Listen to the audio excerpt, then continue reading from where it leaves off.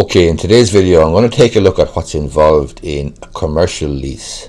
That is, you're taking on some sort of a premises, you've been granted a new lease, or perhaps you're being given an existing lease.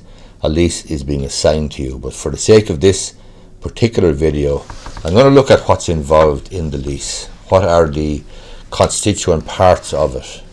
Now, before we go through the lease, one thing I would emphasize very, very strongly is that the lease is only one part of the relationship between you as a tenant and the landlord and the premises. What I mean by that is that there are other issues that need to be looked at outside of the specific four walls of the lease. And what I'm referring to there would be things like planning issues, planning permission and building control regulations and so on, building regulations for the premises. I'm referring to good title, that the landlord has good title to give you or grant the lease. Once various external factors have been looked at and satisfied, that is planning, good title, outgoings, rates, management company fees and so on, then you're looking at a lease. The lease we're going to look at in this video is a typical full repairing and insuring lease for letting of an entire building with a guarantee. Now, your lease may or may not involve a guarantee. Don't be too concerned about that. It's precisely the same principle. It's precisely the same type of lease. This lease then, as I say, we'll go through it and we'll see what's involved. So firstly, the early part of the lease is going to set out the landlord, tenant and the guarantor, if there's a guarantor.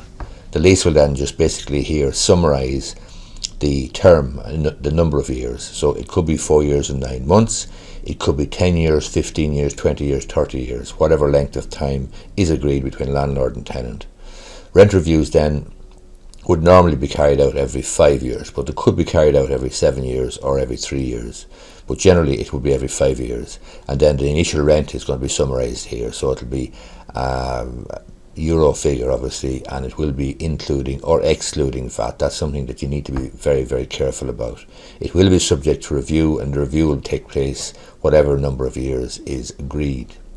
So if you look at the beginning of the lease, it'll set out who the landlord is, who the tenant is, and who the guarantor is, if there is a guarantor.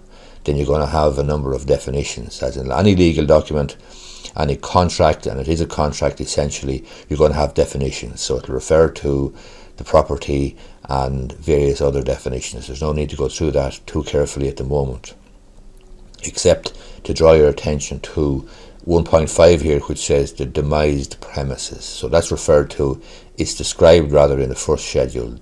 That's the premises that you're renting. You need to be careful about that and be careful that you're getting precisely the premises that you think you're getting.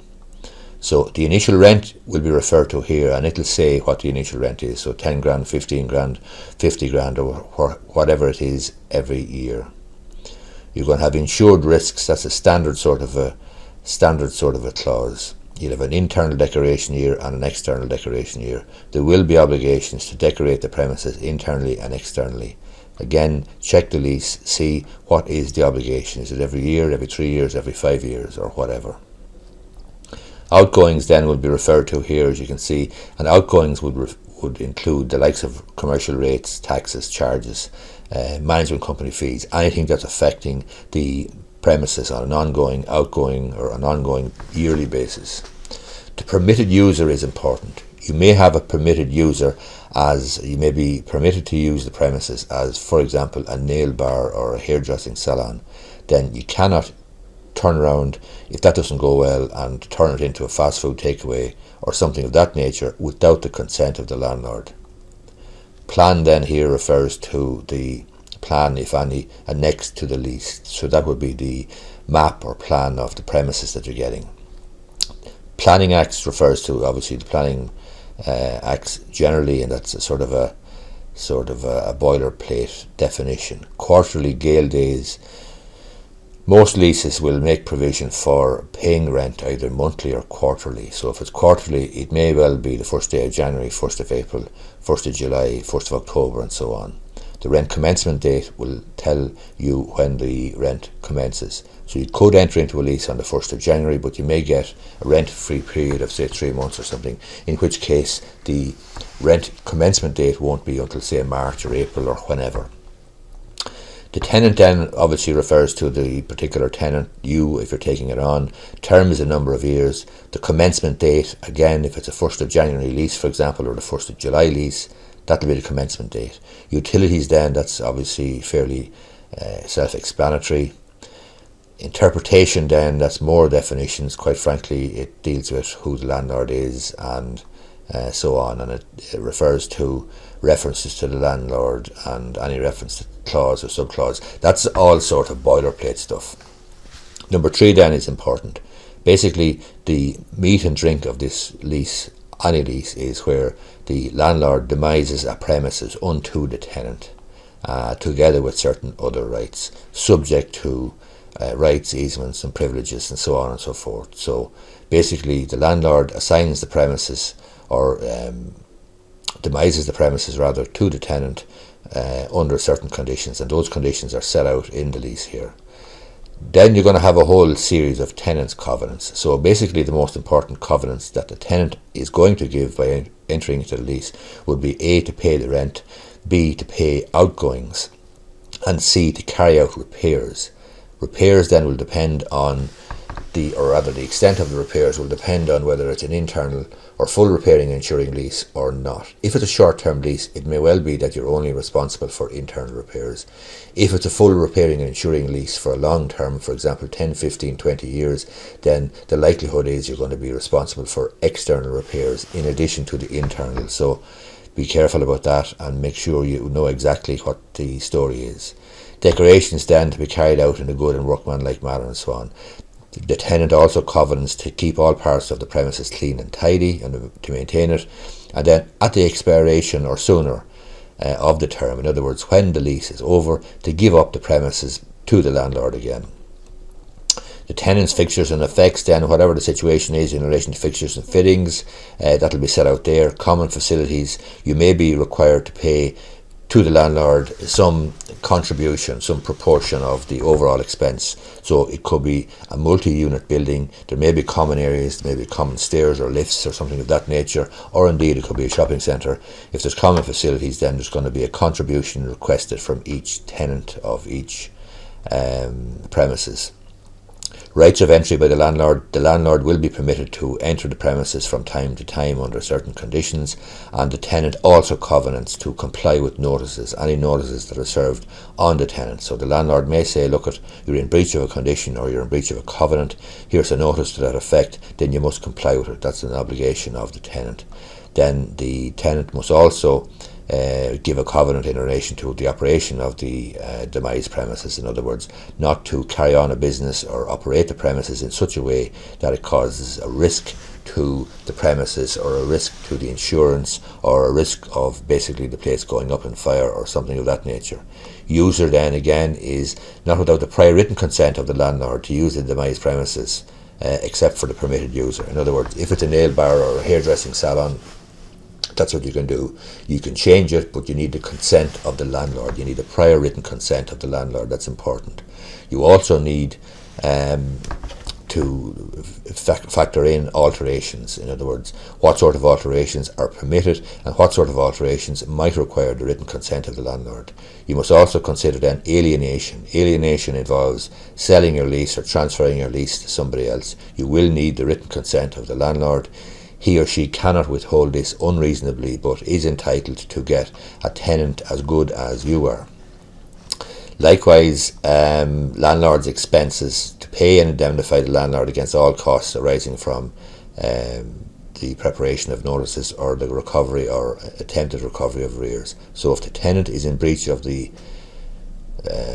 lease in relation to, for example, a non-payment of rent, then the landlord, strictly speaking, is entitled to recover his expenses in pursuing his rent. Statutory requirements, again, the tenant is obliged to comply with various and all statutory requirements, must basically uphold and enforce the law.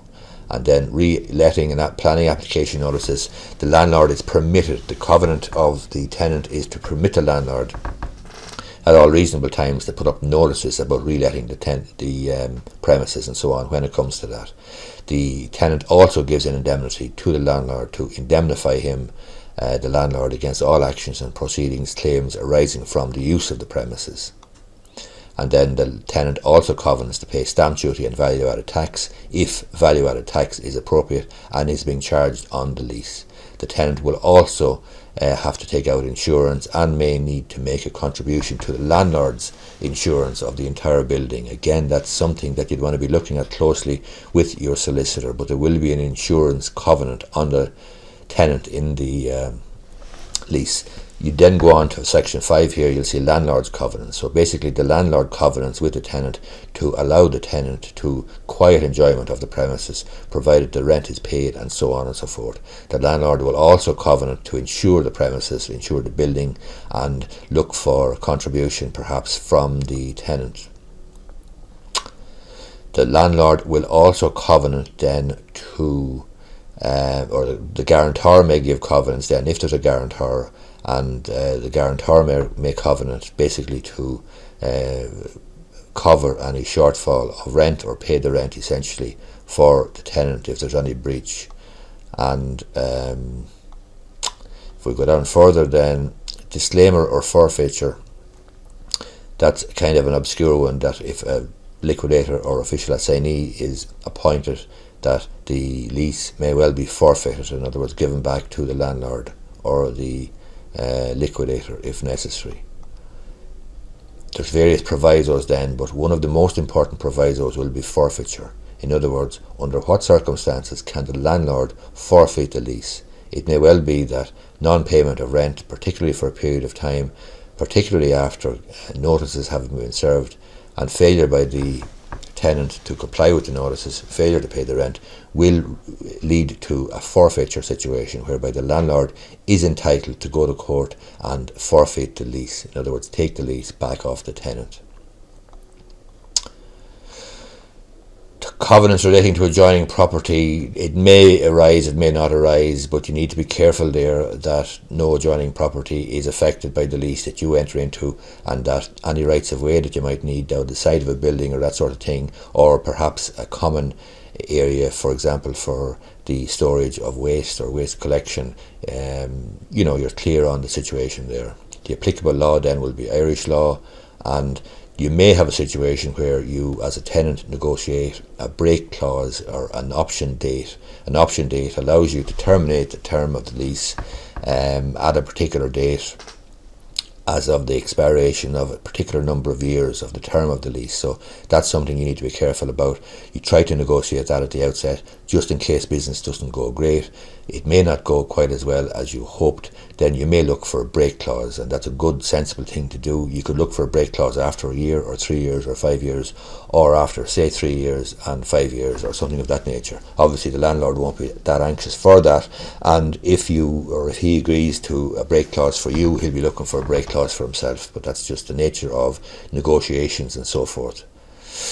Finance certificates, act certificates doesn't arise now. Assent. The landlord then will assent to the registration of this lease as a burden on the property comprised in the folio.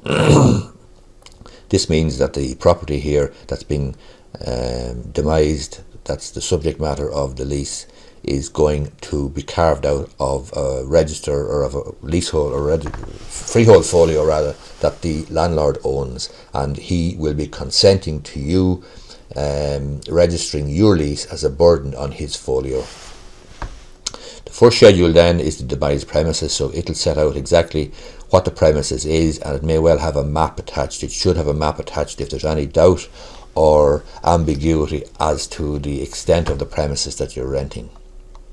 Ancillary rights, there may be other rights or attaching to the premises or to your use of it, and there may be exceptions and reservations. In other words, the landlord may reserve to himself the right to go down the side of the building, for example, with a wheelbarrow or something of that nature. It depends on the premises. There may be exceptions and reservations. Rent reviews then, this is an important clause. This will set out the basis on which rent reviews, how rent reviews are to be carried out, and basically how often they're to be carried out. And obviously, in the event of the usual dispute about the rent, landlord wants more money than the tenant is prepared to pay, then it'll set out what the position is in relation to the use of, for example, arbitration to arrive at a figure. Upwards only rent review, that's not the constitutional position now. That's been changed. Rent reviews can go down as well as up. It used to be the case that there were upward only rent reviews and that was constitutional, but that was knocked down a few years ago in the Supreme Court. It is unconstitutional to have a lease now with only an upward only rent review. This agreement or determination of the reviewed rent, again, that's to do with arbitration and how disputes are to be resolved if and when there's a dispute about the rent. Hope you find this video useful. I know it's a long one, but quite frankly, it's taken 15 minutes for me to do it. It's going to take your solicitor a much longer period of time to take the necessary steps to ensure that you're protected and safe in terms of taking on a lease. But when I say to you that this video is taking 15 minutes, you should not rush into a commercial lease, because remember, you're entering into a covenant or a contract by which you're going to pay rent for 5, 10, 15, 20 years. So you better get your due diligence done at the outset. You better make your necessary inquiries. And the 15 minutes that you might have spent watching this video, hope you find it useful. If you do, give the thumbs up down below, and you may be interested in subscribing to my YouTube channel. My YouTube channel, I produce a new video every week, Saturday morning, 7 a.m. GMT, and it's about either Irish law or Irish business. Thanks for watching, and as I say, I would appreciate if you gave it the thumbs up down below.